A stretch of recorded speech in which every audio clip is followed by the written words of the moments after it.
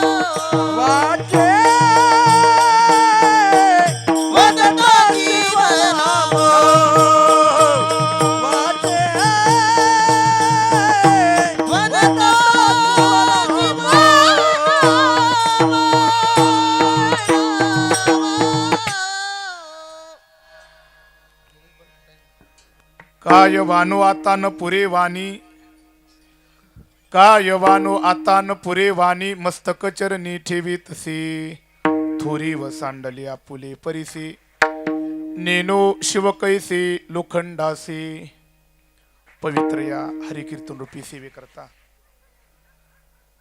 गायलेला अभंग संत श्रेष्ठ वैष्णव ज्येष्ठ वैराग्याचे मूर्तिमंत पुतळे भगवत भक्त भगवान श्री पांडुरंग परमात्म्याचे लाडके भक्त आहा ज्यांनी या मृत्यू लोकातला नियम उडून सदैव वैकुंठ गमन करणारे अखिल कोट ब्रह्मांड नायक श्री भगवान पांडुरंग परमात्मेचे लाडके लढीवाळ आणि जिव्हाळ्याचे असणारे भक्त देहू निवासी श्रीमंत श्री जगद्गुरु तुकोबरायांच्या गाथेतला अत्यंत गोड अभंग माझ्यासहित माझे सर्व सहकारी टाळकरी वृंदांच्या पाठांतरातील गोड अभंग या अभंगामधून संत श्रेष्ठ श्री जगद्गुरु तुकोबाराय म्हणतात मानवी जीवन जगत असताना संतांचे आमच्यावरती एवढे मोठे उपकार आहेत की त्या उपकारातून आम्ही उत्तीर्ण होऊ शकत नाही. नुसतं उत्तीर्णच नाही तर श्रीमंत श्री तुकोबराय म्हणतात की आम्ही त्यांची वर्णन सुद्धा करू शकत नाही, कारण ते वर्णन करण्याकरता आमची वाणी अपुरी ठरती. मग काय करू शकतोय? फक्त त्या संतत्वाच्या चरणी तुकोबराय म्हणतात की आम्ही आमचं फक्त मस्तक त्यांच्या चरणावरती ठेवू शकतो. असा हा संतपर प्रकरणातील जगद्गुरु तुकोबरायांचा अत्यंत गोड अभंग सेवे करताय. विढाला विढाला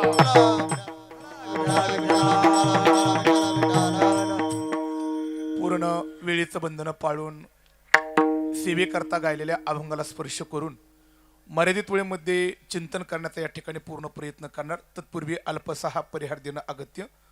प्रतिवर्षप्रमाणे पवित्र आणि पावन असणारी आपली भूमी येथे साक्षात श्री रामलिंग भगवंताचं या ठिकाणी वास्तव्य आहे आणि या भगवंताच्या मंदिराच्या प्रांगणामध्ये आपली ही पवित्र आणि पावन असणारी भूमी शिंदी खुर्द या ठिकाणी भगवंताच्या दरबारामध्ये एक परिसरातील बऱ्याचशा नामसप्तांना लाजवीन, तोंडामध्ये बोट घालायला लावीन असं आयोजक, संयोजक, कार्यकर्ते, अन्नदाते, देणगेदार, भजनी मंडळ या सर्वांच्या वतीने भव्य दिव्य स्वरूपाच्या नामसंकीर्तन महोत्सवाचं नियोजन केलं जातं. हेही वर्ष तेवढंच आनंददायक, उत्साहवर्धक, आनंददायक वातावरणामध्ये नामसंकीर्तन महोत्सवाचा प्रारंभ आणि सुंदर चालू असलेल्या नामसंकीर्तन महोत्सवातील एक सेवा सर्व आयोजक, संयोजक, कार्यकर्ते, अन्नदाते, देणगेदार या सर्वांच्या आज्ञेने ही हरिकीर्तन रूपी सेवा माझ्याकडं, पण विशेष करून ज्यांच्या आज्ञेने या हरिकीर्तन रूपी सेवेची संधी मला प्राप्त झालेली, परिसराचं वैभव असणारे, महाराष्ट्रातील एक गोड अशा प्रकारचं व्यक्तिमत्व असणारे आमचे परमार्थ स्नेही आदरणीय श्री हरिभक्त पारायण कुलकर्णी काका, आदरणीय काकांच्या आज्ञेने त्यांचे असणारे सर्व सहकाऱ्यांच्या आज्ञेने ही हरिकीर्तन रूपी सेवा माझ्याकडे देण्यात आलेली. गोड अशा प्रकारचा हा कीर्तन महोत्सवाकरता मावली. एवढे थंडीचे दिवस आहेत पण तरीही श्रोतेवर्गांची अत्यंत उत्साहवर्धक उपस्थिती आहे. म्हणून सर्वप्रथम सर्वांच्या पुढे या ठिकाणी मी वंदन करतो की प्रतिकूल परिस्थितीमध्ये तुम्ही हरिकीर्तनाकरता उपस्थित आहेत.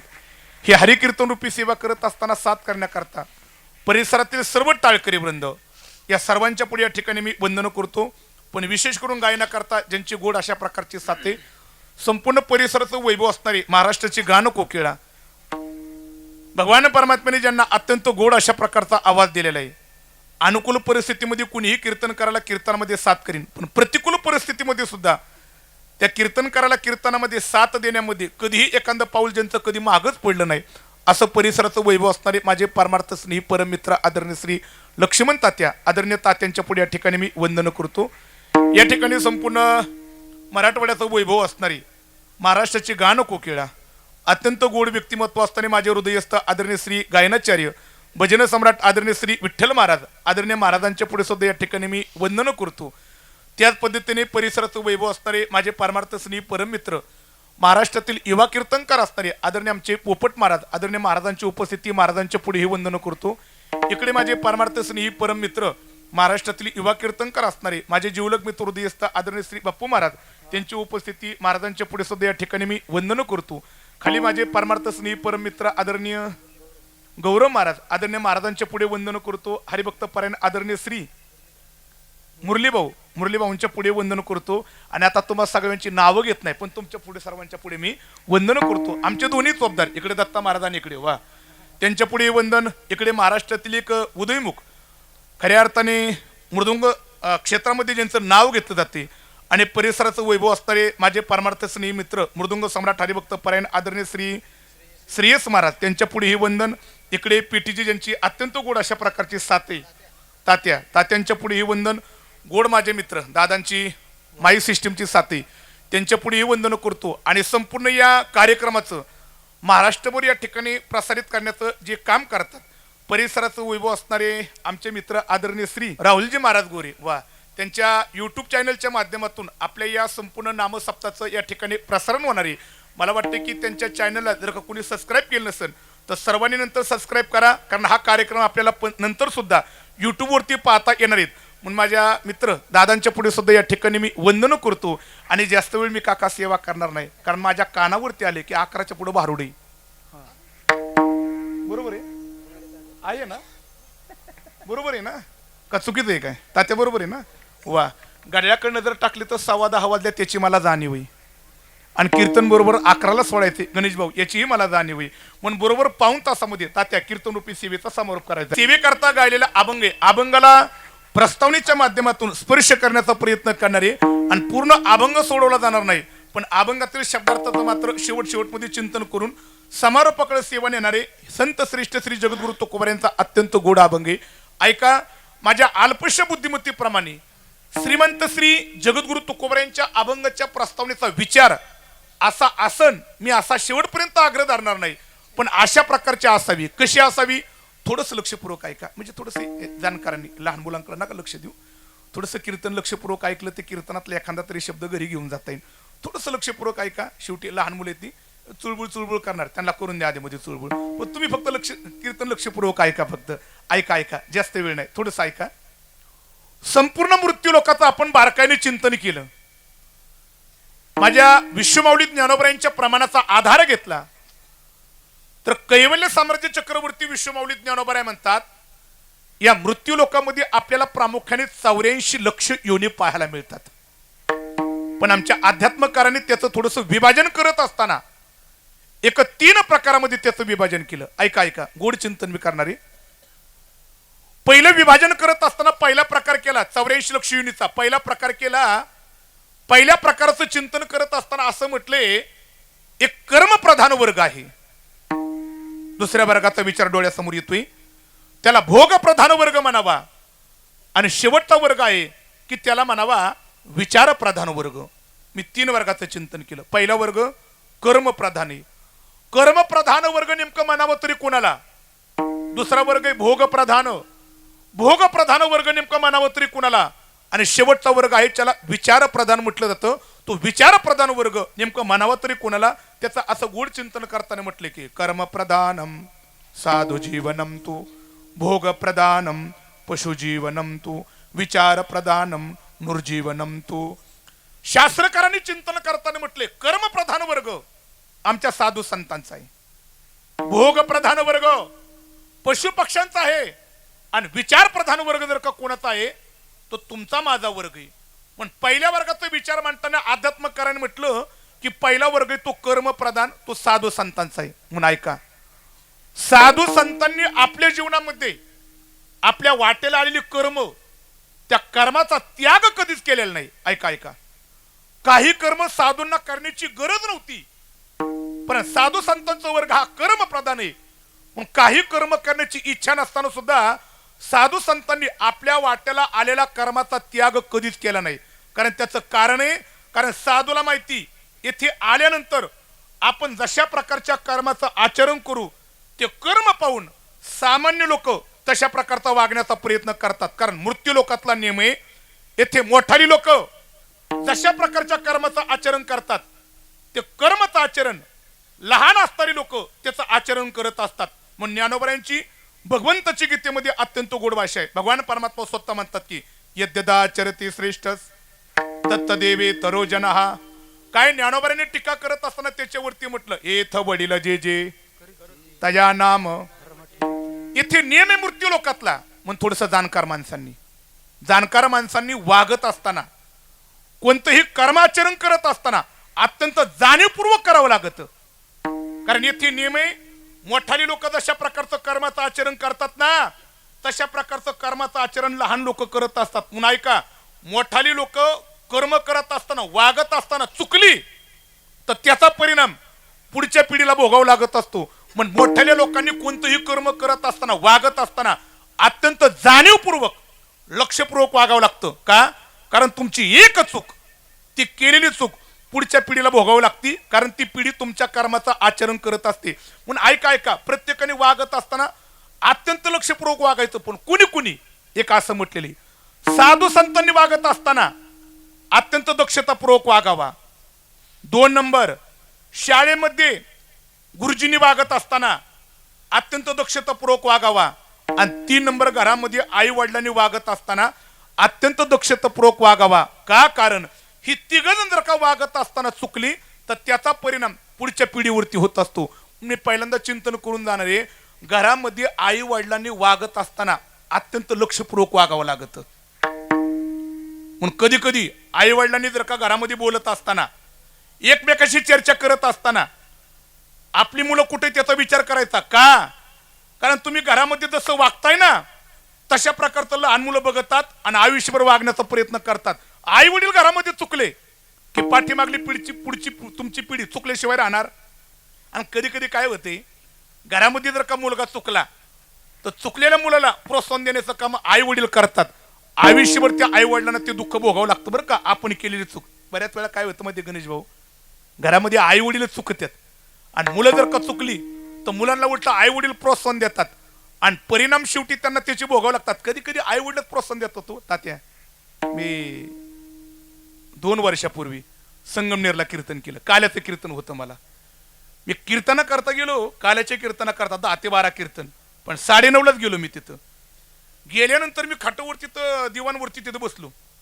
कार्यकर्त्यांनी सुंदर व्यवस्था करून दिली होती. बसल्यानंतर घरातलं एक पोरगं आलं चलत. मला वाटलं वारकऱ्याचं मुलगा पोरगे काय ना, माझ्याकडे चलत आलं, पण मला वाटलं पाया पडते काय ना, पण ती विठ्ठल महाराज माझ्या पाया नाही पडलं. ती माझ्या पुढे उभं राहिलं आणि त्या पोराने दोन्ही बाया मागं सारल्या आणि माझ्याकडे बघितलं. मला कसं म्हणतोय, घोडा.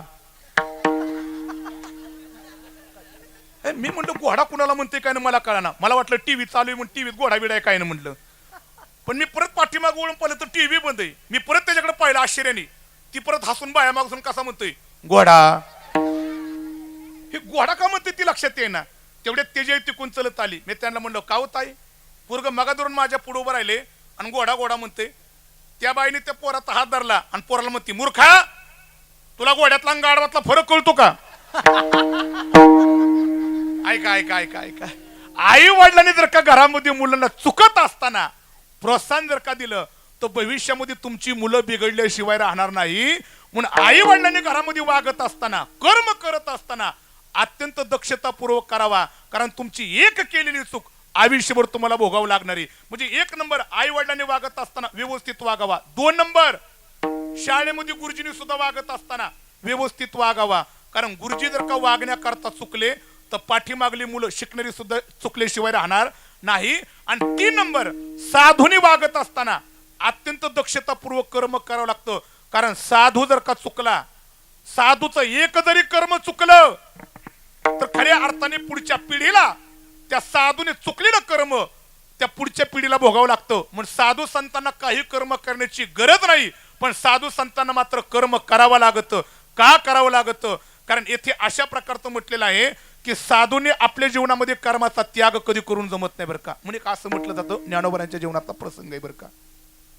ज्यावेळेस ज्ञानोबरायांना आणि 4 भावंडांना आळंदीमध्ये संन्यासाची मुलं म्हणून हिणवतात. थोडस लक्षपूर्वक ऐका. एक साधू संतांना काही कर्म करण्याची गरज नाही, पण संतांना सुद्धा काही कर्माचं आचरण करावं लागतं. मी ज्ञानोबरायांच्या जीवनाबद्दल बोलून जातोय. ज्ञानोबरायांना आणि 4 भावंडांना संन्यासाची मुलं म्हणून हिणवतात. ज्यावेळेस ज्ञानोबरायांनी आणि 4 भावंडांनी आळंदीतील ब्राह्मण वृंदाला विचारलं, आम्हाला संन्यासाची मुलं म्हणून हिणवताय, याच्यातून बाहेर पडायला करण्याकरता काय करावं लागेल?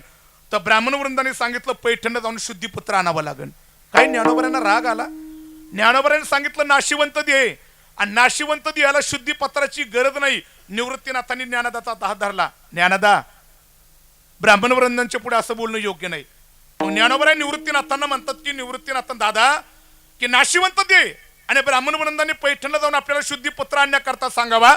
शुद्धीपत्र आपल्याला आणण्याची गरज नाही. निवृत्तीनाथ म्हणतात की ज्ञानदादा, हे मला माहिती, पण तरी सुद्धा शुद्धीपत्र आणावं लागन. का आणावं लागन? तेव्हा निवृत्तीनाथ ज्ञानोबरायांना सांगतात की अरे ज्ञानदा, अरे शुद्धीपत्राची आपल्याला गरज नाही, पण समाजाकरता का होईना पण शुद्धीपत्र आणावं लागन. का?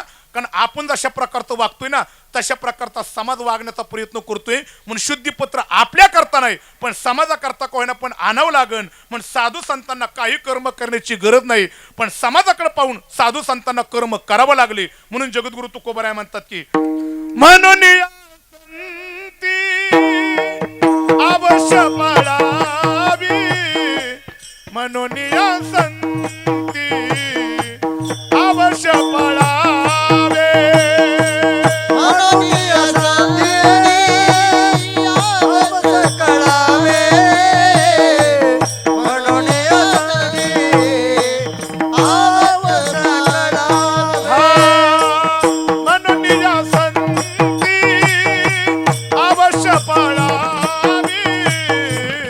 म्हणून या संती अवश्य पाळावे.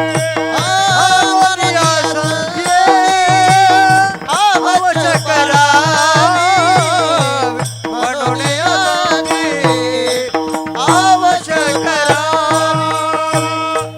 जन दाखवाव्या वर्तुनिया, जन दाखवावे वर्तुनिया.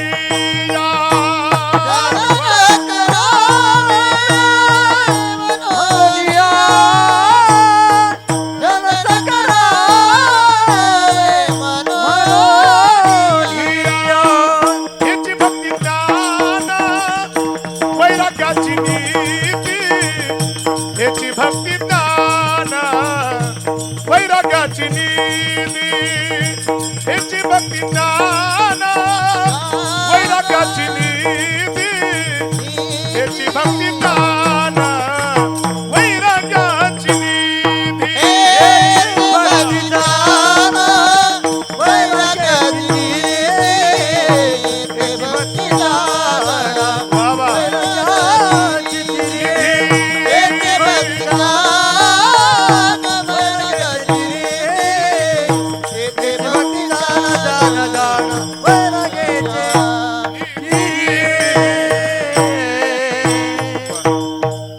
तुकोबराय म्हणतात की साधू संतांना काही कर्म करण्याची गरज नाही, पण तरीही कर्माचं आचरण करावं लागतं. का?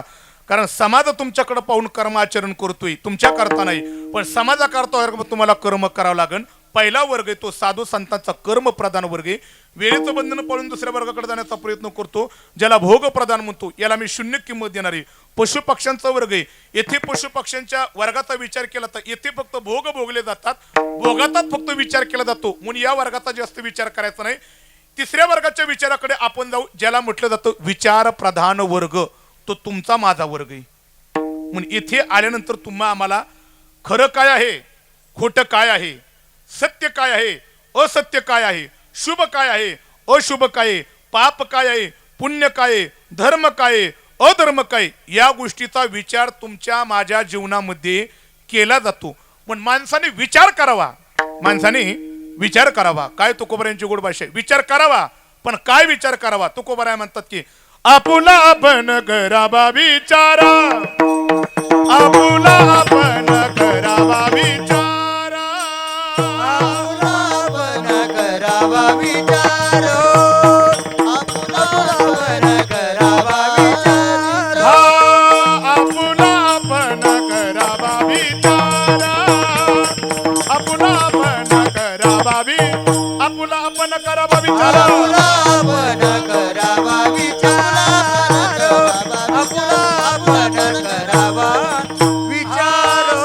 प्रसन्नते सारा मन ग्वाही, प्रसन्नते सारा मन ग्वाही. प्रसन्नते सारा मन ग्वाही, आपुला पण करावा विचारा, आपुला पण करावा विचार, करावा विचार मन ग्वाही.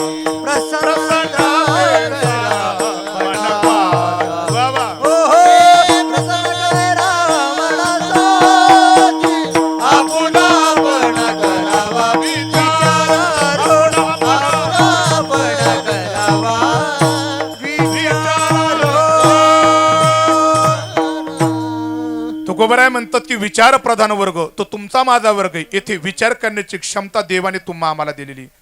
पण माणसाने विचार करावा, पण जिथे विचार करण्याची क्षमता दिली माणसाने कोणत्याही गोष्टीचा विचार नाही करावा.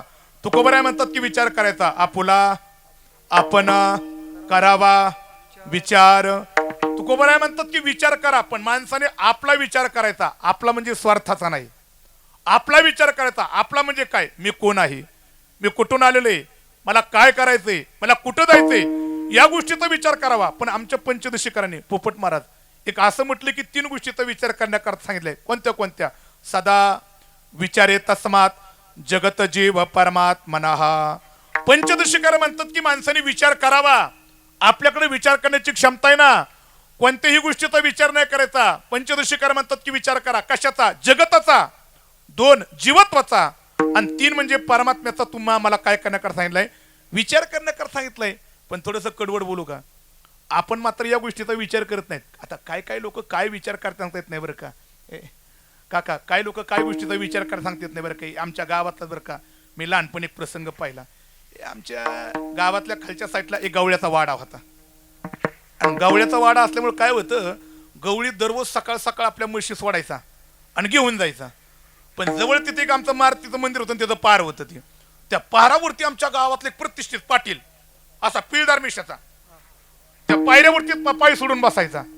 आणि गवळ्याच्या वाड्यातून जर का त्या म्हशी बाहेर पडल्या की तो पिळदार मिशाचा पाटील होता ना, मिशा पिळीत पिळीत विचार करायचा, म्हशी सगळ्या चांगल्या आहेत. पण या सगळ्या म्हशी गेल्या की सगळ्या म्हशीच्या पाठीमागे एक म्हैस असायची, ती गोल शिंगावली होती. तात्या गोल शिंगावली म्हैस. आणि ती मिशा पिळता पिळता पाटील नेहमी विचार करायचं, काय देवानी म्हैस निर्माण केली आणि म्हशीला गोल शिंग दिल्यात. पण एवढ्या विचारावर थांबत नव्हता. तो म्हणायचा, ह्या म्हशीची गोल शिंग आहेत, मी जर का ह्या म्हशीच्या गोल शिंगामध्ये उडी मारली तर काय होईल. आणि दररोज विचार करायचा. म्हशी निघाल्या की ती गोल शिंगावली म्हैस आली की पाटील मिशा पिळता पिळता म्हणायचं, ही जी गोल शिंग आहेत पण गोल शिंगामध्ये मी उडी मारली तर काय होईल. बऱ्याच दिवस विचार केला आणि एक दिवशी नेमका योगायोगाने त्याचा मेहुणा आलेला होता. आणि दोघं पारावरती बसली. दोघांच्या चांगल्या चर्चा चालू असता नेमका सगळ्या म्हशी निघून गेल्या. पण गोल शिंगाची म्हैस आली की गप्पा मारता मारता म्हातारं थांबलो आणि मिशा पिळता पिळता विचार करायला लागलं. तेवढ्या दाजी शेजारी बसला तर म्हणला, कशाचा विचार करताय. काय नाही म्हणलं, बऱ्याच दिवसापासून विचार करतोय, सगळ्या म्हशी गेले की, पण ही पाठीमागली म्हैस आहे ना गोल शिंगाची, मी विचार करतोय ह्या गोल शिंगामध्ये जर का मी उडी मारली तर काय होईल. तो म्हणला, दाजी आज होऊनच जाऊन द्या, विचार करूच नका म्हणला. आज म्हणला आज उडीच मारा, जी होईन ती होईन बघू म्हणला. आता हे कुणा असं दाजीने प्रोत्साहन दिल्यानंतर मेवण्याला काय दम निघतोय काय तवा. मिशा पिळतात पिळता म्हणला, तुमचं प्रोत्साहन आहे, काळजीच करू नका, आज उडीत मारतो. माग पुढं पाळत नाही, पाहता काय माझ्याकडे पळतच गेला आणि गोल शिंगामध्ये उडी मारली. आता गोल शिंगामध्ये उडी मारल्या म्हैसली जागेवर थांबून होई. जबा का म्हैस उधळली, तुमच्याकडे काय म्हणतात त्याला तात्या, उधळीत म्हणतात का. हा उधळीत म्हणतात ना. एक कुठं तुमच्याकडे उधळी म्हणतात, आमच्याकडे गेलं ती म्हैस ती पळाली म्हणतात. पण ती विठ्ठल महाराज तिकडे त्या नाशिकच्या पुढे गेलं का नाही, तिकडे म्हणतात म्हैस बोकाळली. काय शब्द म्हणतात आणि ती जवा का ती शब्द तर ती जवा का म्हैस बोकाळली. आता म्हैसली जागेवर थांबली होय. शेंगामध्ये उडी टाकलेली, निम्मा गुत्त्याला असा म्हशीने त्याला होलगडीत नेला, लांब डोंगरात नेला तिकडं. आणि तिकडे गेला नेमकं शेंगातून सटाकून खाली पडलो. अख्खं गाव पाठीमागं पळत होतो. अख्खं गाव पाठीमागं पळत गेल्यानंतर हे कपडे फाटले, धोतर फाटलेलं. गावातल्या लोकांनी उचलला आणि म्हणले, पाटील बावळट आहेत का, म्हशीच्या शेंगामध्ये उडी मारली, जरा विचार नाही काय करायचा.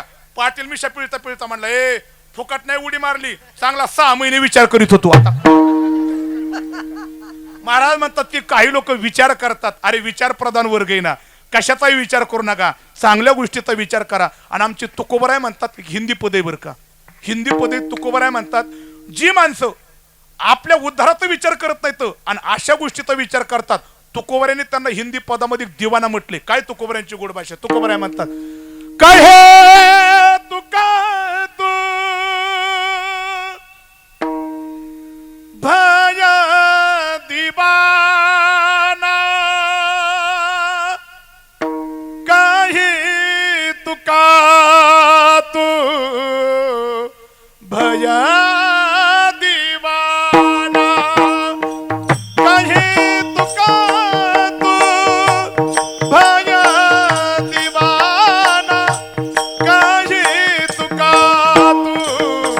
भया दिवाना, काही तुका तू भया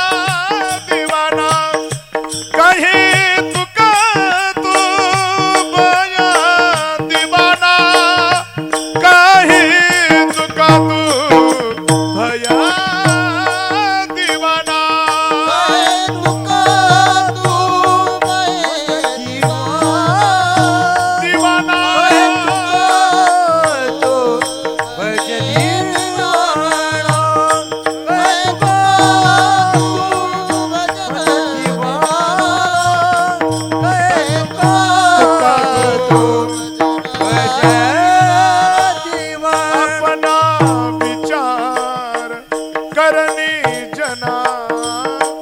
अपना विचार करणे जना अपना विचार करणे जना अपना विचार करणे जना अपना विचार करणे जना क्या जीवन की पकड़ी आस क्या जीवना की पकड़ी आस क्या जीवना की पकड़ी आस क्या जीवना की पकड़ी आस काय जीवन की पकडी हे आस काय जीवन की पकडी हे आस पकड़ी काय जीवन की पकडी हे आस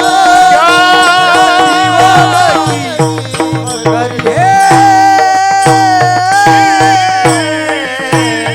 आस तुकोबर आहे म्हणतात की जे स्वतःच्या उद्धाराचा विचार करत नाहीत कहे तुका तू भय दिवाना काय तुकोबरांचे शब्द आहे तू जी माणसं स्वतःच्या उद्धाराचा विचार करत नाहीत ती लोक दिवाना झाल्यात पण कुणाची कहे तुका तू भय दिवाना महाराज म्हणतात की लोक संसाराची दिवाना झाल्या तू काय झाल्या तू संसाराची काय झाल्या हा जरा माझी हिंदी कच्ची बरं का जरा मला थोडी मदत करा जरा ती मदत करा जरा ट्रान्सलेशन करण्याकरता सूरजजी काय म्हटलेले कहे तुका तू भय दिवाना दिवाना म्हणजे वा वा इकडे आमच्या पाठीमागून उत्तर आलं वेडा झाल्यात बरं का एक काय काय लोक संसारामध्ये विडी झाल्यात तो एवढी विडी झाल्यात की संसार सोडण्याकरता तयार नाहीत आणि संसाराकरते विडी झाल्यात तुकोबराय म्हणतात की अपना विचार करणे जना ही लोक आपला विचार करत नाहीत आणि संसारामध्ये विडी झालेल्या माणसाने काय केले क्या जीवन की पकडी आस एवढी संसाराला चिकटल्यात ही माणसं स्वतःच्या उद्धाराकरता विचार करण्याकरता तयार नाही बरं का आणि संसारामध्ये विडी झालेली माणसं कधी कधी काय कर सांगतात ना संसार करता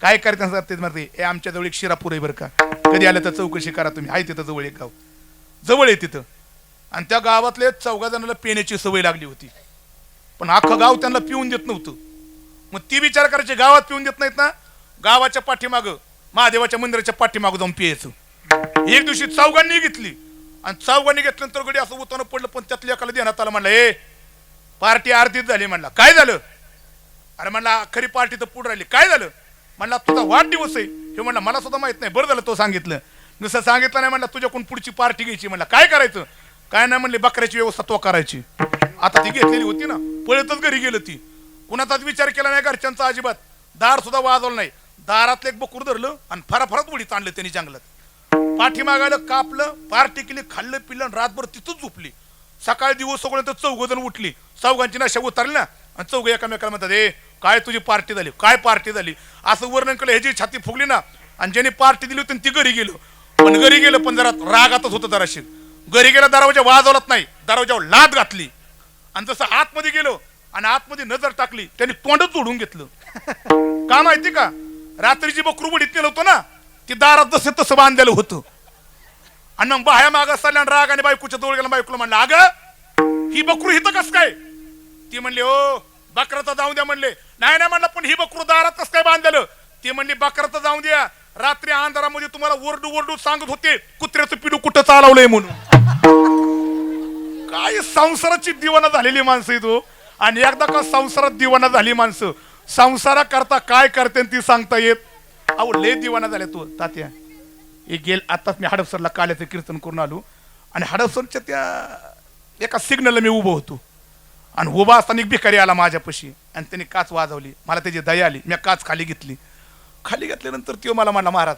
चहाला 5 रुपये द्या ना मला त्याची दया आली मी पटकन खिशातलं 5 रुपये काढलं सुट्ट होतं योगायोगाने माझ्याकडं मी त्याच्या हातावरती टेकवलं ती गेलं निघून गेलं तर सिग्नल तो पण सुटलाच नव्हता ती परत पाठीमाघारी आलो मला म्हणला महाराज अजून 5 रुपये द्या ना मी म्हणलं का मगाशीच 5 रुपये घेऊन गेलता आणि आता ही 5 रुपये कशाला ते म्हणला महाराज मगाचं 5 रुपये मला आणि मी म्हणलं हे कशाला नाही म्हणला महाराज मगाचं 5 रुपये मला आणि आताचं 5 रुपये माझ्या गर्लफ्रेंडला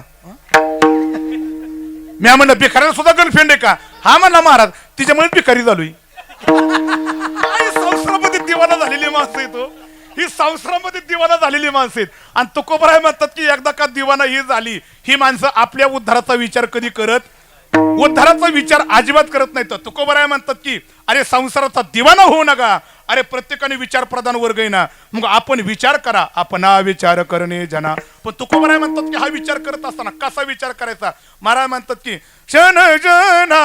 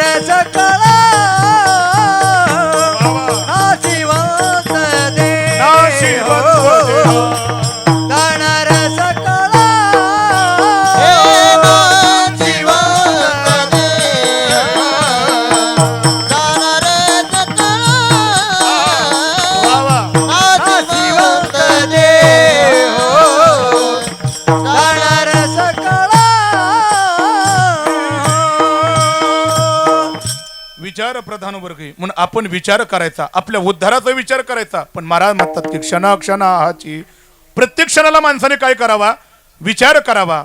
आणि हा आपल्या उद्धाराचा खऱ्या अर्थाने विचार जर का आपल्याला क्षणोक्षणाला करायचा असेल तर महाराज म्हणतात की हा विचार ज्यांच्यामुळे मिळतोय. महाराज म्हणतात की आयुष्यामध्ये अशा लोकांशी आपल्या जीवनातली एकदा तरी बैठक झाली पाहिजे. वा वा, शब्द थोडीशी लक्षपूर्वक ऐका.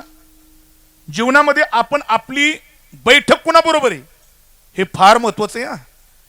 एकदा का आयुष्यातली बैठक चुकली, आयुष्यातली बैठक चुकली की माणसाच्या आयुष्याचं गणित बिघडल्याशिवाय राहणार. एक माझं वाक्य कीर्तनातून घरी घेऊन जा. तुमचं जीवन कितीही वंचित असून द्या, पण तुमच्या आयुष्याची बैठक जर का ज्याच्यावर आपण बैठक करतोय ती बैठक जर का चुकली तर वंचित जीवन अधोगतीला गेल्याशिवाय राहणार नाही.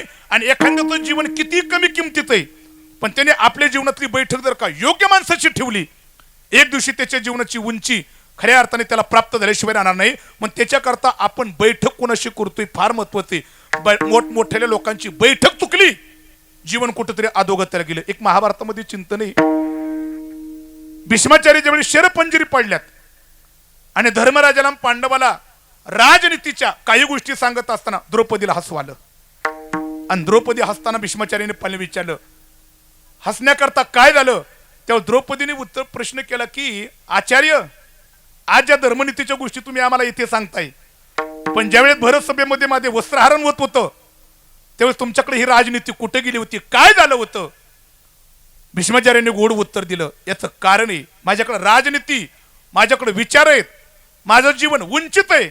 पण त्यावेळेस मात्र खऱ्या अर्थाने मी तुला वाचू शकलो नाही. का वाचू शकलो नाही याचं महत्वाचं कारण आहे. काय, आयुष्यभर खऱ्या अर्थाने मी संगती केली ती कोणाशी, कौरवांशी संगत केलेली. आणि ऐका, परिणाम भीष्माचार्यांचं सारखं जीवन वंचित जीवन आहे, पण शेवटी मात्र शरपंजरी पडावं लागलं. याचं हे कारण ते सांगितले, आयुष्यभर कौरवांची केलेली संगत.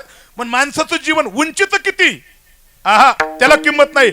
आपण आयुष्यभर बैठक कोणाशी करतोय, संगत कोणाशी करतोय हे फार महत्वाचं आहे. म्हणून आपला विचार प्रधान वर्ग आहे ना, म्हणून आपल्याला आपल्या जीवनाची आणखी उंची गाठायची आणि स्वतःच्या उद्धाराचा विचार प्राप्त करायचा आहे. त्याच्याकरता आयुष्यभर संगत करा, साधू संतांची संगत करा. आणि ज्यांनी संतांशी संगती केली अशी माणसं खऱ्या अर्थाने आपल्या जीवनामध्ये हा विचार घेतात आणि उद्धारापर्यंत जातात.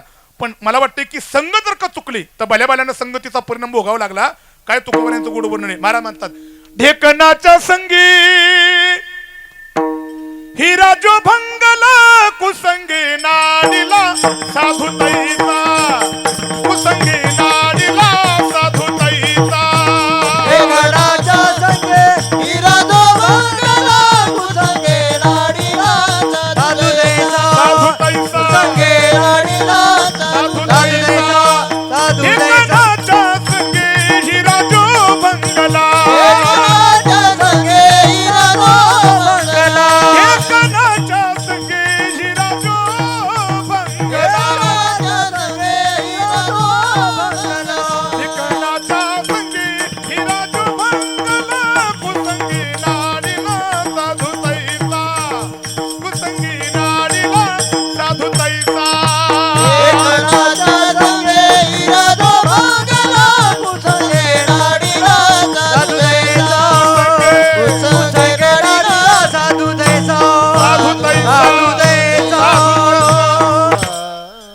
साधूचं जीवन फार श्रेष्ठ आहे, पण साधूने या ब्रह्मामध्ये राहायचं नाही. माझं जीवन त्या श्रेष्ठ पदापर्यंत राहणार आहे. साधू किती का मोठा असाना, पण साधूला जर का क्षणाची दुर्जनाची संगत लाभली तर साधूला सुद्धा त्याचे परिणाम भोगावे लागतात बरं का. महाराज म्हणतात की हिरा श्रेष्ठ आहे, हिरा फार कठीण आहे. हिरा आयर्नवरती जरी ठेवला आणि हिऱ्याला वरून जर का आयर्नवरती ठेवून गणाने प्रार केला, हिऱ्याचे तुकडे होत नाहीत. पण महाराज म्हणतात की त्या हिऱ्याला जर का ढेकणाचं रक्त लावलं आणि तो हिरा जर का कापडामध्ये गुंडाळून ठेवला तर एवढा टणक असणार हिरा, पण सकाळ उठून पाहिलं तर हिऱ्याचे बारीक तुकडे होतात. तसा साधू फार श्रेष्ठ आहे, पण साधूला जर का क्षणभर जरी दुर्जनाची संगत लाभली ना, साधूचं साधुत्व जातं. एवढे दुर्जनाच्या संगतीचा काय प्रभाव आहे. म्हणून आपल्या जीवनामध्ये आपण बैठक कुणाशी करतोय, संगत कुणाशी करतोय, फार महत्वाचं आहे. आपल्याला आपल्या उद्धाराचा विचार करायचा आहे ना, दुर्जनाच्या संगतीमध्ये जाऊ नका, साधू संतांच्या संगतीमध्ये जा. कारण संतांच्या संगतीमध्ये आपल्याला विचार मिळणार आहेत, आणि जिथे विचार मिळणार आहेत तिथे आपलं जीवन घडणार आहे बरं का. म्हणून जीवन घडवायचंय का जीवन बिघडवायचंय हे आपल्या हातात आहे बरं का.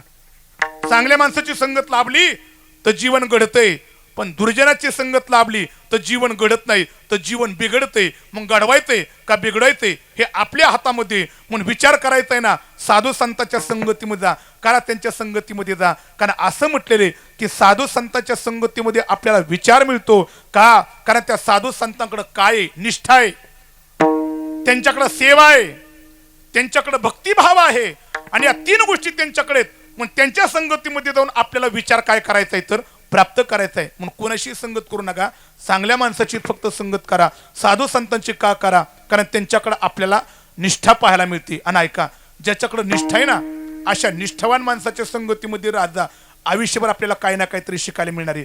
आपण दुर्दैवाने निष्ठावान माणसाच्या संगतीत राहत नाही. आपण कुणाच्या संगतीत राहतोय, ज्याच्याकडे निष्ठा नाही, ज्याच्याकडे काय निष्ठी वा, ज्याच्याकडे काय विठ्ठल महाराज. दुर्दैवाने आपण निष्ठावान माणसाच्या संगतीमध्ये राहत नाही बरं का. आपण निष्ठानिष्ठी ज्याच्याकडे ना त्याच्या संगतीमध्ये राहण्याचा प्रयत्न करतोय. मी म्हणेन की निष्ठा ज्याच्याकडे ना त्याच्या संगतीमध्ये जा, त्याची निष्ठा तरी आपल्याला आयुष्यभर शिकायला मिळेल. पण दुर्दैवाने आपण निष्ठावान नाही, निष्ठानिष्ठीच्या बरं का. एक मी गोड लेख वाचून आलो बरं का. दुर्दैवाने समाजामध्ये राहणाऱ्या माणसाला निष्ठा कळण्याकरता तयार नाही, पण कधी कधी असं विरोधात्मक बोलावं लागत आहे. रानामध्ये राहणाऱ्या पशु पक्ष्यांना सुद्धा निष्ठा कळती, पण आपल्याला निष्ठा कळत नाही बरं का. एक गोड लेख वाचला बरं का मी, बाप्पू महाराज, गोड लेख वाचला मी. असा लेख वाचला की एका जंगलाला आग लागली काका, आणि जंगलातले पशु पक्षी आपले प्राण वाचवण्याकरता सैरावैरा धावत होती. साधू साधना करत होता, त्या साधूला सुद्धा त्या आगीची जळ बसू लागली, आणि साधूने विचार केला मला माझे प्राण वाचवायचे असतील, मला जंगल सोडावं लागेल. शब्द थोडेसे लक्षपूर्वक ऐका, निष्ठा शब्दाबद्दल मी बोलतोय. परिणाम साधूने जंगल सोडलं, पण साधूने जंगल सोडत असताना साधूला एक दृश्य दिसलं. काय, एका झाडावरती एक पक्षी बसलेला होता. साधूला दया आली, साधूला वाटलं या पक्षाला माहीत नसावा जंगलाला आग लागली, मग त्या पक्षाचं प्राण वाचावं. मग साधू चालता चालता त्या पक्षाकडे पाहिलं आणि त्याला सांगितलं, अरे तुला तुझे प्राण वाचवायचे असतील तर तुला हे झाड सोडावं लागेल का, जंगलाला आग लागली. त्या पक्षाने काय गोड उत्तर दिलं माहिती का, त्याने सांगितलं महाराज हे झाड मी सोडणं शक्य नाही. साधूने विचारलं का, त्या पक्षाने उत्तर दिलं महाराज हे झाड मरेपर्यंत सोडणं शक्य नाही. का माहिती का, या झाडाने मला लहानाचं मोठं केलेलं, या झाडाने मला राहण्याकरता घरटं दिलेलं आहे, या झाडाने मला उन्हाळ्याच्या दिवसामध्ये सावली दिली, या झाडाने मला हिवाळ्याच्या दिवसामध्ये आश्रय दिलेला आहे, आणि मला जर का भूक लागली तर फळं खाण्याकरता या झाडाने मला दिलेत. महाराज या कठीण परिस्थितीमध्ये हे झाड सोडणं शक्य नाही. उलट महाराज या जंगलाबरोबर हे झाड जळण ना, तर या झाडाबरोबर मीही जळण्याकरता तयार आहे, पण मी मात्र झाड सोडणार नाही. याला खऱ्या अर्थाने काय म्हणावी, निष्ठा म्हणावी. निष्ठा निष्ठा फुटू खिशामध्ये कुणाचा ठेवतो हे फार महत्वाचं आहे. दुर्दैवाने आपण अशा लोकांचा फुटू खिशामध्ये आपण ठेवतोय बरं का, ज्यांच्याकडे निष्ठा नाही, ज्यांच्याकडे निष्ठा निष्ठी. म्हणून एक वाक्य बोलू का, आयुष्यभर चांगल्या माणसांचा फुटू खिशामध्ये ठेवा.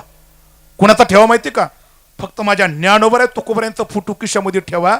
कारण तो फुटू जर का तुमच्या खिशामध्ये असेल ना, तर संकट आलं तर संकटाच्या काळामध्ये खिशातला फुटू काढा आणि ज्ञानोबा तुकोबऱ्यांचा फुटू पा. संकटातून बाहेर पडायचा मार्ग तुम्हाला सापडल्याशिवाय राहणार नाही. ही ज्ञानोबा तुकोबऱ्यांच्या फुटूची ताकद आहे बरं का खऱ्या अर्थाने. पण त्याच्याकरता फुटू कुणाचा असावा, ज्ञानोबा तुकोबऱ्यांचाच असावा. का माहिती का, कारण त्यांचे विचार आपल्याला घ्यायच्यात. मी एक असं ऐकलेलं, त्यांचंच ऐकायचं, कुणाचं पण ऐकायचं नाही. आपण कुणाचं पण ऐकतो आणि कुणाचं जरी ऐकत असलं तर कुणाचं कुठपर्यंत ऐकावा याला सुद्धा तात्या मर्यादा आहे बरं का. कुणाचं कुठपर्यंत ऐकावा थोडंसं लक्षपूर्वक ऐका. आमच्या तरुण पिढी करता थोडंसं लक्षपूर्वक ऐका. घराचं काम पूर्ण होईपर्यंत इंजिनियरचं ऐकावा. कुणाचं?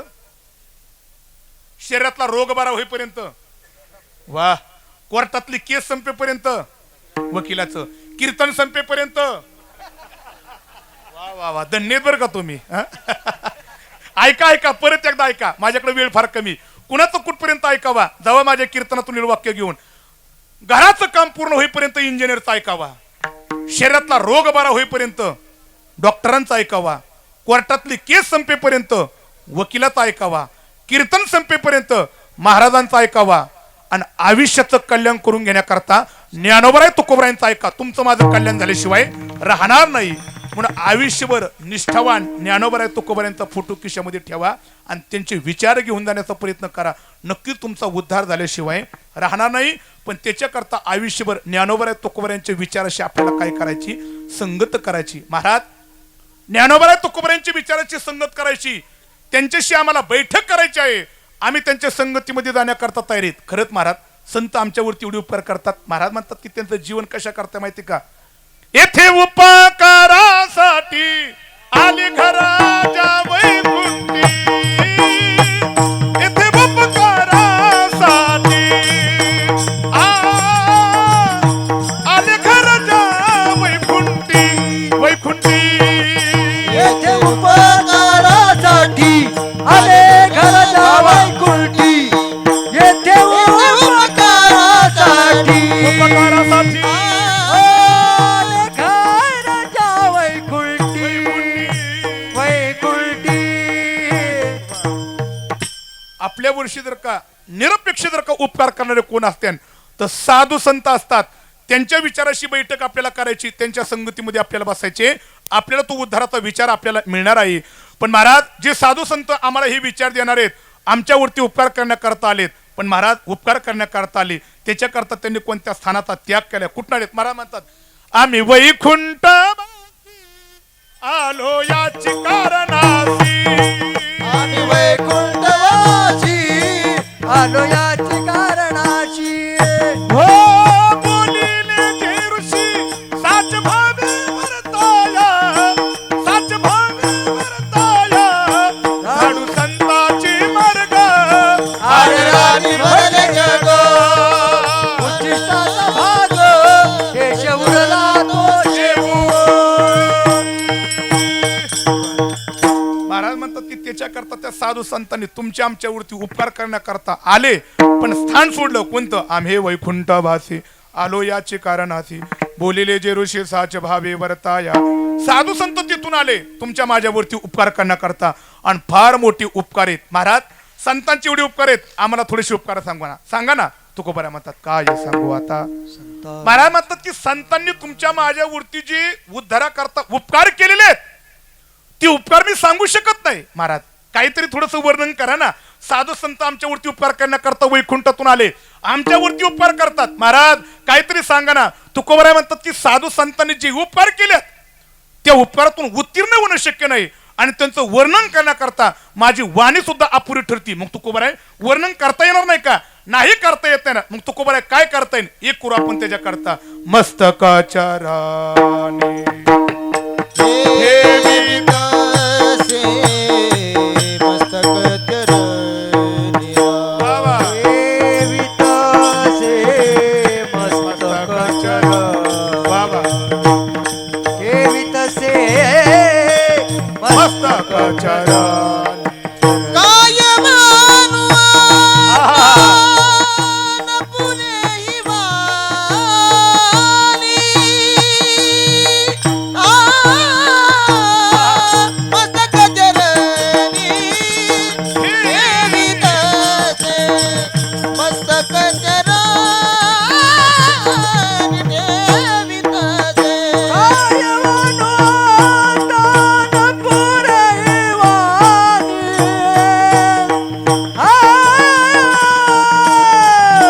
मस्तक चरणी ठेवितसे मस्तक चरणी ठेवितसे.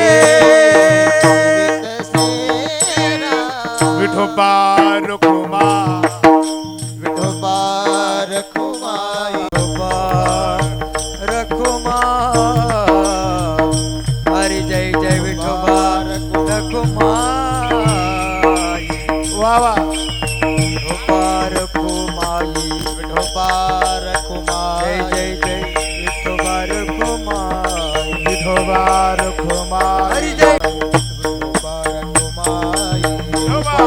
रखुमाई विठोबा रखुमाई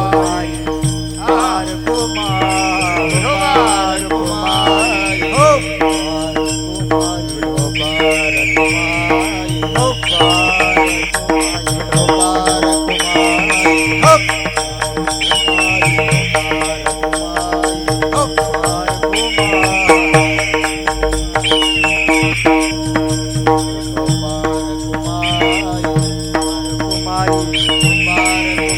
कुंडली कवरदा हरी विठ्ठल पंढरीनाथ भगवान जय माऊली ज्ञानेश्वर महाराज की रामलिंग भगवान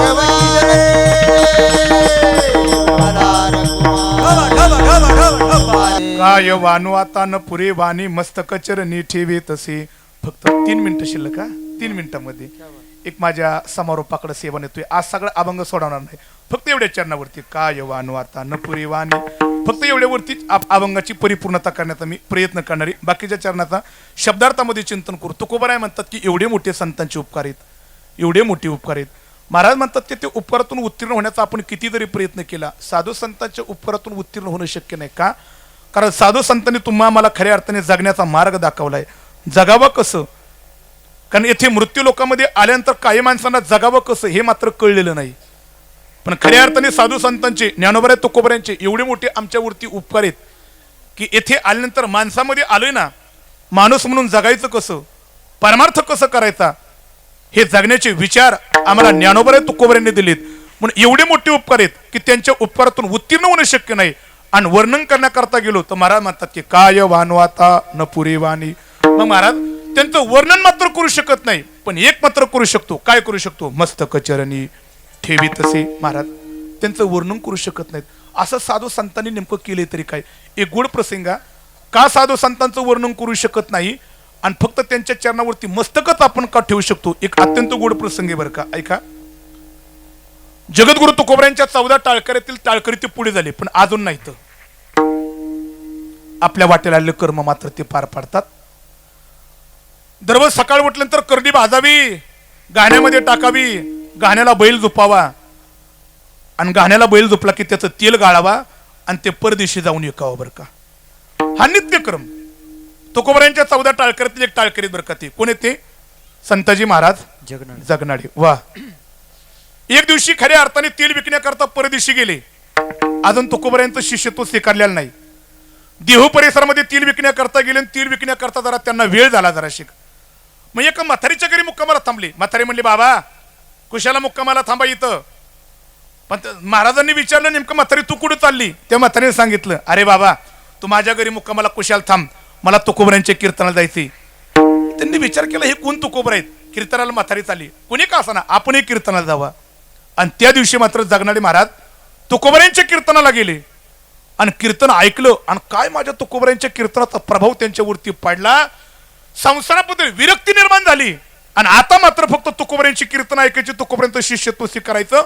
आणि तुकोबारायांच्या हातून खऱ्या अर्थाने माळ घातली आणि तुकोबारायांचं शिष्यत्व त्यांनी स्वीकारलं. पण आपला काम मात्र त्यांनी सोडलं नाही. घरी आल्यानंतर नित्यक्रमाने करडी भाजणे, गाण्यामध्ये टाकणे, तेल गाळणे हे नित्यक्रम. आणि एक दिवशी तेल विकण्याकरता परदेशी गेले आणि घरी येण्याकरता 3 दिवस उशीर झाला.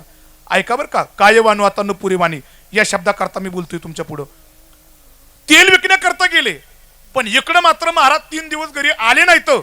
म्हणून गावातल्या महिलांची ओरड महाराजांच्या पत्नीकडे गेली. काय हो, धान्य घेऊन जाण्याकरता वेळ करत नाहीत आणि तेल देण्याकरता उशीर करताय. आज 3 दिवस झालं आमच्या घरी तेल पोच झालं नाही, कधी तेल येणार आहे? आणि गावातल्या महिला महाराजांच्या पत्नीला नाही नाही ते बोलल्या. आता भांडणं सुरू झाल्यानंतर महिला काय काय बोलतात हे काय तुम्हाला वेगळं सांगायची गरज नाही. नाही नाही ते बोलल्या महाराजांच्या पत्नीला. पण ऐका बरं का, महाराजांच्या पत्नीने एकही शब्दाला उत्तर दिलं नाही. त्यांच्या शांततेने ऐकून घेतलं. पण गोठ्यामध्ये मात्र महाराजांचा एक बांध्याला गहाण्याला झोपलेला बैल होता. त्या बैलाच्या कानावरती मात्र शब्द पडले आणि बैल विचार करू लागला, मालक घरी आले नाहीत, मला गहाण्याला झोपलं नाही, तेल गाळलं नाही, परिणाम गावातल्या लोकांपर्यंत तेल गेलं नाही आणि महिलांची ओरड मालकिनीपर्यंत आले आणि मालकिनीला नाही नाही ते बोलले. गोठ्यामध्ये बांधलेला बैल आहे महाराजांचा, त्या बैलाने ते शिव्या ऐकल्या, ते शब्द ऐकले आणि गोठ्यामध्ये बांधलेला बैल मात्र रडू लागला. महाराज 3 दिवस आले नव्हतं, पण त्या दिवशी महाराज संध्याकाळी उशिरा आले. महाराजांच्या पत्नीने आलेले पाहिल्याबरोबर खऱ्या अर्थाने त्यांच्या हातामध्ये भरलेला तांब्या दिला, जेवण वाढलं आणि सांगितलं सकाळ लवकर उठा, देवपूजा करा आणि पहिलं तेल गाळा. महिलांची ओरड भरपूर आलेली, पण दिवसभर काय प्रसंग घडलेला आहे, दिवसभर घडलेला प्रसंग महाराजांच्या पत्नीने महाराजांना सांगितलं नाही. आणि थोडं कडवड बोलू का, पतिव्रता तिलाच म्हटली जाते. दिवसभर इकडे घरामध्ये किती का कामधंदा करत असताना किती का त्रास होईना, पण या महिलांचं काय थोडंसं मी कडवड बोलू ना, तुमच्या विरोधात बोलतोय असं नाही. कधी कधी काय होतं, तुमच्या घराचा कामाचा व्याप असतो आणि ही दिवसभर बाहेर राब कष्ट करीत असतं आणि उमऱ्याच्या आतमध्ये पाऊल टाकला की घरामध्ये आल्यानंतर किरकिरी सुरुवात करावा. त्याला वाटलं की तसंच बाहेर घराच्या निघून जावं बरं का. आणि जी पतिव्रता असते का नाही गणेश भाऊ, जी पतिव्रता असते ना, ती आपल्या नवरा घरी आल्यानंतर नवरा घरी आल्यानंतर दिवसभर काय काय त्रास झालाय, कधी लगेच नवऱ्याला सांगून नवऱ्याला त्रास देत, ती पतिव्रता असते. महाराजांची पत्नी पतिव्रता होती. दिवसभर झालेलं महिलांनी शिवाय दिल्याला सांगितलंच नाही, पण एक सांगितलं, उद्या सकाळ लवकर उठा, गाण्याला बैल झोपा आणि तेल गाळा. महिलांची ओरड आलेली. महाराज सकाळ उठले, देवपूजा झाली आणि गहाण्याला बैल झोपण्याकरता गेले.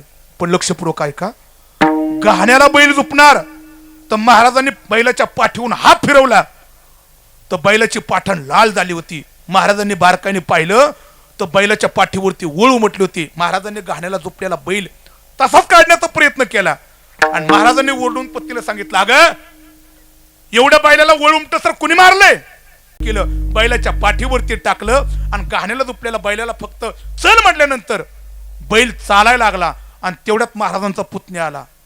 काका अहो काल वळ उमटूस तर मारलं, पण एक पाऊल सुद्धा चलत नव्हता पुढं आणि आज तुम्ही नुसतं पाठीवून हात फिरवलाय तर गहाण्याला झोपल्याबरोबर बैल चालायला लागला. कसा हा बैल आहे? पुतण्या नाही नाही ते बोलू लागला. तेवढ्यात त्या महाराज जवळ गेले. अरे हा गहाण्याला झोपलेला बैल आहे ना, नुसता बैल नाही, हा नुसता बैल नाही. मग पुतण्याने विचारलं, महाराज बैल नाही तो कोण आहे? फार मोठा हा पारमार्थिक आहे. का माहिती का? अरे नुसता गहाण्याला झोपल्यानंतर त्याला चल म्हणल्यानंतर हा बैल चलत नाही. हा बैल कधी चलतो माहिती का? अरे ऐक, गहाण्याला झोपल्यानंतर मी ज्यावेळेस तुकोबऱ्यांच्या अभंगवाणी गातो ना, ऐका ऐका ऐका ऐका, मी ज्यावेळेस गहाण्याला बैलाला झोपल्यानंतर तुकोबऱ्यांची अभंगवाणी गायली ना आणि ते अभंगवाणीचे पडलेले शब्द बैलाच्या कानावरती पडले ना आणि ते तुकोबऱ्यांच्या अभंगवाणीचे शब्द कानाने ऐकल्यानंतरच हा बैल चालतो. एवढा मोठा खऱ्या अर्थाने परमार्थामध्ये संतांचा अधिकारी. ऐका, जगण्याने महाराजांनी अरे सामान्य लोक परमार्थाला लावली, याच्यामध्ये नवल नाही, तर जनावर सुद्धा परमार्थाला लावली. म्हणून तुकोबराय म्हणतात की एवढे मोठे संतांचे उपकार आहेत, आम्ही त्यांचे वाणी वर्णन करण्याकरता अपुरे ठरती, पण एक मात्र करू शकतो. काय करू शकतो? मस्तक चरणी ठेवितासे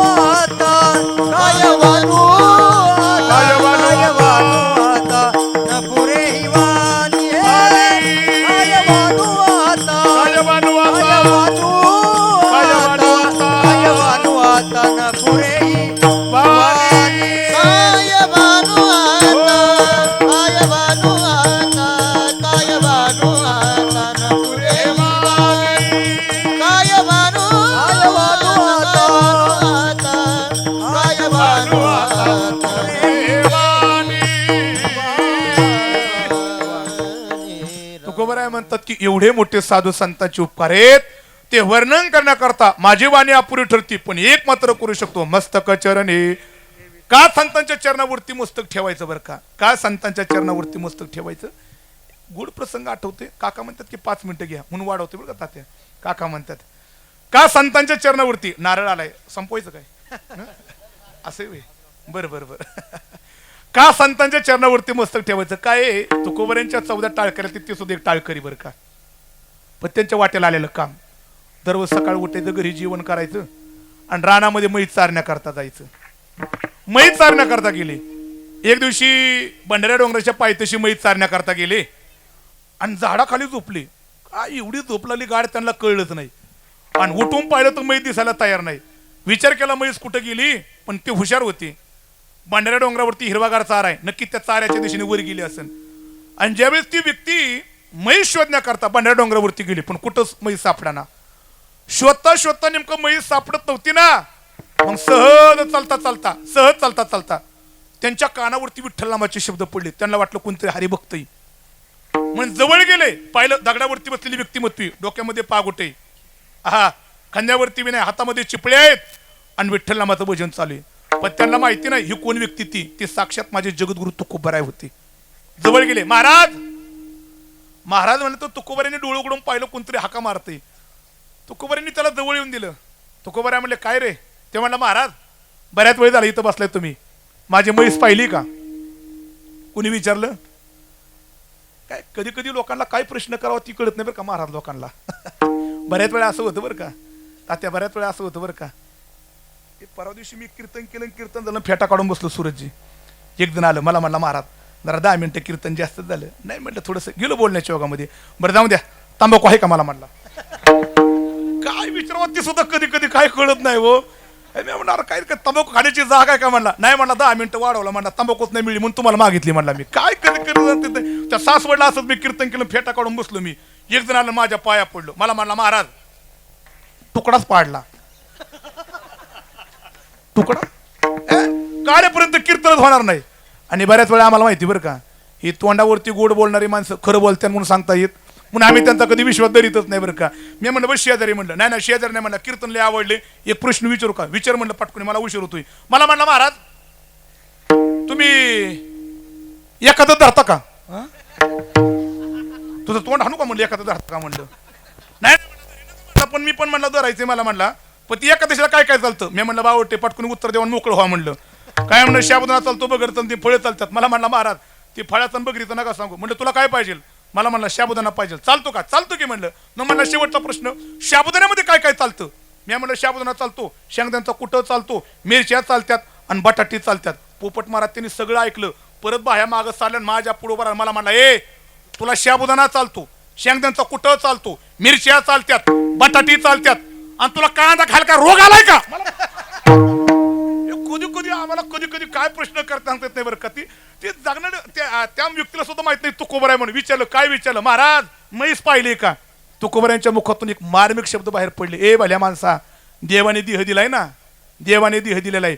म्हशीचा शोध घेण्याकरता नाही तर देवाचा शोध घेण्याकरता देवाने देह दिलेला आहे. तो मला महाराज हे प्रवचन तिकडे सांगा, म्हैस पाहिली का? तुकोबराय म्हणले जा तुझ्या गोठ्यामध्ये म्हैस बांधली. त्याला वाटलं कोणतरी वेळसरी गेलो निघून, म्हैस सापडलीच नाही. घरी गेलो, खाल्लो पिल्लो, पडलं पलंगावरती, म्हैस सापडलं नाही. पण डोक्यात विचाराला भांडाऱ्या डोंगरावरती गेलो होतो, पण ती व्यक्ती भेटली होती आणि ती व्यक्ती मला म्हणली होती की तुझी म्हैस तुझ्या गोठ्यात आहे, ऐका नाही ती तरी पावा. ती तडकन उठलं आणि गोठ्यामध्ये गेलं आणि नजर टाकली. त्याला आश्चर्याचा धक्का बसला. का? कारण गोठ्यात म्हैस बांधलेली होती. विचार केला सामान्य व्यक्तीने कोणतरी असावा. दुसऱ्या दिवशी सकाळ उठलं आणि डायरेक्ट भांडारा डोंगर गाठला तर तिथे माझे तुकोबराय बसले होते. महाराजांच्या चरणावरती मस्तक ठेवलं. तुकोबरायाने फक्त पाठीवरून हात फिरवला. अरे तुला कालच म्हटलं होतं ना, देवाने देह म्हशीचा शोध घेण्याकरता नाही परमात्म्याचा शोध घेण्याकरता देह दिलेला आहे. जा तुला सुद्धा एक दिवशी परमार्थामध्ये देव मिळेल. आणि ती व्यक्ती दुसरी तिसरी कोण नव्हती तर कोण होते? गंगाराम मवाळ होते. अरे तुकोबरायांची फक्त क्षणभर संगती लाभली आणि पाठीवरून हात फिरवला. माझ्या तुकोबरायांच्या 14 टाळकऱ्यातील एका टाळकऱ्याचा मान मिळाला आणि परमार्थामध्ये जीवन उद्धारापर्यंत गेलं. तुकोबराय म्हणतात की अशा संतांच्या संगतीमध्ये गेलं की उद्धार होतोय. म्हणून वर्णन करण्याकरता वाणी अपुरी ठरती, पण एक मात्र करू शकतो, मस्तक चरणी ठेविता से, मस्तक चरणी चरण तात्या ठेवितसे मस्तक चरणी पाय भानु तान पुरे वाणी मस्तक चरणी ठेवितसे मस्तक चरणी ठेवितसे काय वानुआतान पुरे वाणी मस्तक चरणी ठेवितसे मस्तक चरणी ठेवितसे राम ज्ञानेश्वरा माऊली ज्ञानराज माऊली हरी ज्ञानेश्वर माऊली ज्ञानराज माऊली महाराज ज्ञानेश्वरा माऊली ज्ञानराज माऊली तुकाराम. वाणू आता न पुरे वाणी मस्तक चरणी ठेवी तसे तुकोबऱ्या म्हणतात की संतांचे फार मोठे उपकार आहेत. त्यांचं वर्णन करण्याकरता माझी वाणी अपुरी ठरते, पण एक करीन मस्तक चरणी ठेवी तसे. का त्यांच्या चरणावरती मस्तक ठेवी तसे? आता शब्दार्थामध्ये थोरी व सांडली आपुले परिसे. हा तुकोबऱ्या म्हणतात की परीस फार मोठा आहे, पण परीस असा कधी विचार करत नाही मी लोखंडाला स्पर्श का करावा, ती कनिष्ठ आहे ना. हा परीस मात्र स्वतःचा मोठेपणा बाजूला ठेवतो, लोखंडाला स्पर्श करून लोखंडाला लोखंड ठेवत नाही, सोनं करतो. तसं संत फार मोठे आहेत, पण संत मात्र असा कधी विचार करत नाही तर सामान्य जीव आहेत मी यांचा उद्धार का करावा. अरे सामान्य जीवाच्या खऱ्या अर्थाने संत जवळ जातात आणि त्याला परमात्मा स्वरूपाची प्राप्ती करून देतात, आपला मोठेपणा सोडतात. परिसासारखं थोरी व सांडले आपुले परिसे नेन शिव कैसे लोखंडासी. म्हणून तुकोबऱ्या म्हणतात हे करू शकतो मस्तक चरणी ठेवी तसे. का मस्तक चरणी ठेवी तसे? जगाच्या कल्याणा संताच्या विभूती देह कष्टविती परोपकारी. आपला स्वतःचा देह जिजवतात आणि जगाचं कल्याण करण्याचा प्रयत्न करतात, म्हणून हे करू शकतो मस्तक चरणी ठेवी तसे. भूतांची दया भांडवल संता आपुले ममता नाही देही. संतांनी आयुष्यभर स्वतःचा कधीच विचार केला नाही बरं का. दोन मिनिटं दिदे 2 मिनिटं. संतांनी जीवन जगत असताना स्वतःचा कधीच विचार केला नाही बरं का. आपुली ममता नाही दी. संतांना स्वतःचंही ममत्व नाही. खऱ्या अर्थाने संतांना आपल्या कुटुंबाचंही ममत्व नसतं आणि संतांच्या जीवनाचा विचार करतात जवळच्या माणसांचं ममत्व नसतं बरं का. संतांचं जीवन किती व्यापक असतं माहिती का. एक सुंदर कुटी मला आठवते बरं का. जे स्वतः करता मागितलं तर ते भिकई, कुटुंब करता मागितलं तर त्याला भिक्षा आहे, समाजाकरता मागितलं तर ते दान आहे, पण विश्वाकरता मागितलं तर ते माझ्या ज्ञानोबऱ्यांचं पसाय दान आहे. पसाय मग ज्ञानोबराय जीवन जगत असताना कधी स्वतः करता कुटुंबाकरता आळंदीकरांकरता समाजाकरता जीवन जगले नाहीत, विश्वाकरता जीवन जगले. विश्वाकरता जीवन जगण्याचं कारण त्यांना स्वतःच्या देहाचं ममत्व नसतं. म्हणून महाराज म्हणतात की भूतांची दया भांडवल संता आपुली ममता नाही देई. आणि त्यांचं जीवन कशा प्रकारचे तुका म्हणे सुख पराविया सुखी अमृत हे मुखी श्रवतासी काय भानु आता न पुरे हे वाणी मस्तक चरानी ठेवी तस्या मस्तक चरणी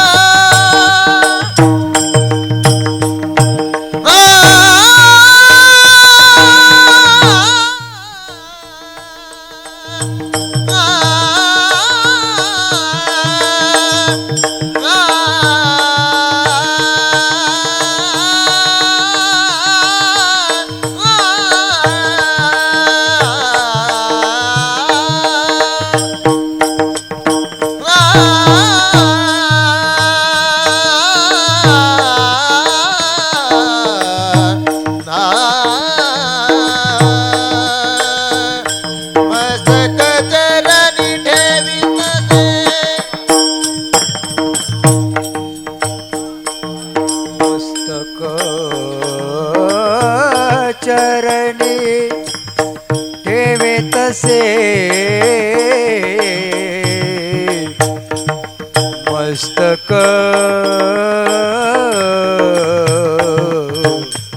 चरणी ठेवितसे मस्तक चरणी क्या बात है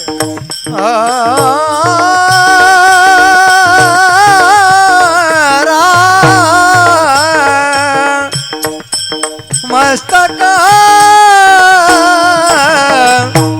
चरणी ठेवितसे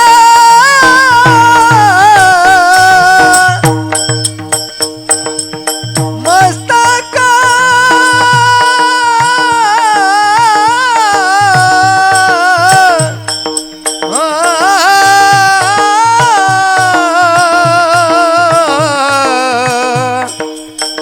मस्तक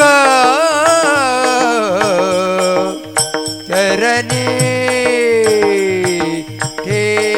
ठेवितसे मस्तक चरणी ठेवितसे काय वानू आता न पुरे वाले काय वानवाचा न पुरे वाले तुकाराम तुकाराम तुकाराम तुकाराम तुकाराम तुकाराम तुकाराम तुकाराम तुकाराम